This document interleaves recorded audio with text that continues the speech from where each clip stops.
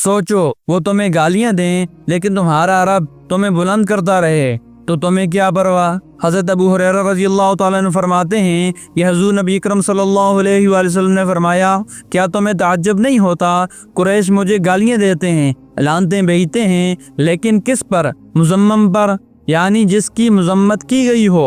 और मैं कौन हूँ? मैं तो मोहम्मद हूँ, जिसका मतलब है जिसकी तारीफ की गई हो।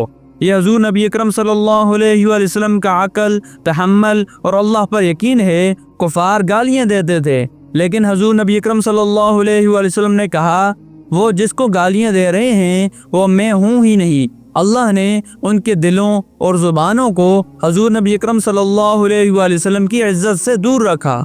आज भी लोग इस्लाम को बुरा कहते हैं, हुज़ूर नबी अकरम सल्लल्लाहु अलैहि वसल्लम के खिलाफ बोलते हैं, तो क्या हमें उसे से बिखर जाना चाहिए या हुज़ूर नबी अकरम सल्लल्लाहु अलैहि वसल्लम की सुन्नत पर अमल करते हुए इल्म, हिल्म और सब्र से जवाब देना चाहिए। दुआ करो कि अल्लाह हमें भी हुज़ूर नबी अकरम सल्लल्लाहु अलैहि वसल्लम के अखलाक अता करे और हमारी तरफ जो नफरत आए उसे हिकमत से लौटा दें।